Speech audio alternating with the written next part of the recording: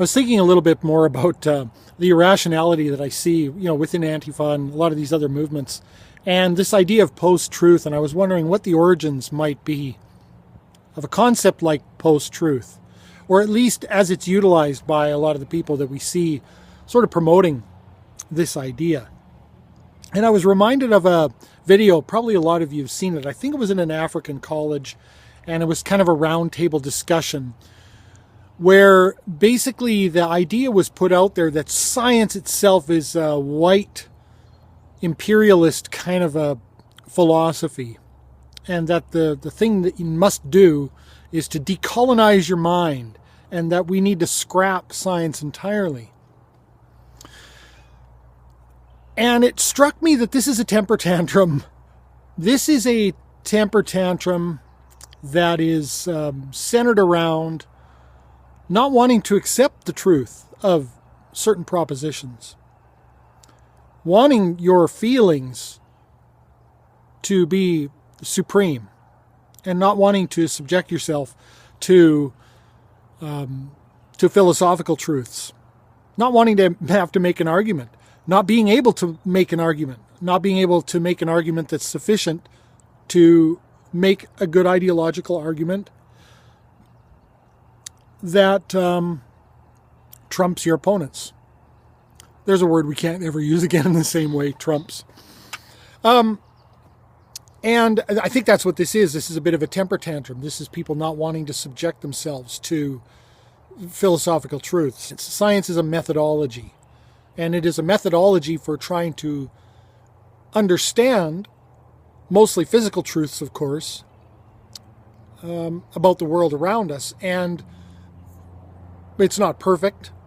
And I do often see sort of scientism around me, where people seem to forget that science can be political, that science is subject to human error, not the methodology, but its implementation, of course. I think the methodology is a good one. It's not absolute.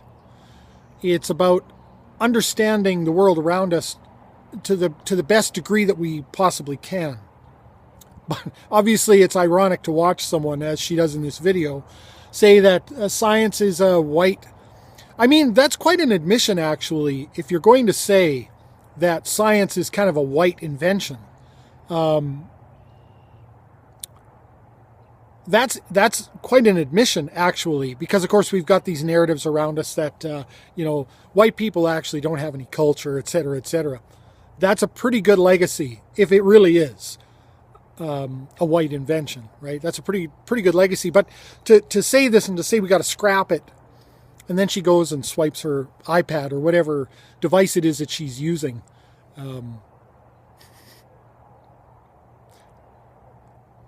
Arguably to access the internet at the same time, right? But I think that's what this is, this whole idea of post-truth, that feelings trump everything else. Gotta stop using that word. And that intent is unimportant, right? Because if you're going to get to the truth of a matter, and someone says something, and you're going to just take what they say as you hear it, as you receive it, and not really be too concerned about their intent, you clearly don't care about truth. Intent is truth. And to just take that and put it through whatever ideological filter you have, especially if your intent is to demonize and discredit your opposition, then you'll utilize that. And it's a decided dereliction of virtue on your part. Another thing that I was thinking about with regards to this irrationality that I see at a lot of these rallies, the few times that someone at an Antifa rally will actually answer a question, because usually they'll just bullhorn you with mindless droning chants and yell at you louder and call you names. Again, primate behavior, throw rocks at you, whatever it takes. Burn things, break things, etc., etc. The few times I've seen them answer, I saw one woman who was kind of interviewed on the run, interviewed on the fly, and she said something about the person who was asking questions said something about, are you a communist? Like, what are you? And she said, no, I'm an anarchist. And from what she said after that, it's pretty clear she doesn't understand what anarchism actually means, the political philosophy of anarchism. She asked her something else about, so you want to get rid of, governments? You want to get rid of the whole system? And the response from this Antifa woman was, if I have 12 cats and my neighbor has 2 cats, I don't need a government to tell me that we should each have 7 cats.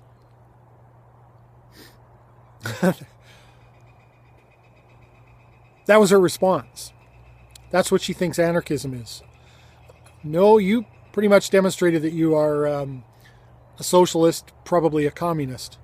And you don't get that without a government. I mean, who is going to enforce that?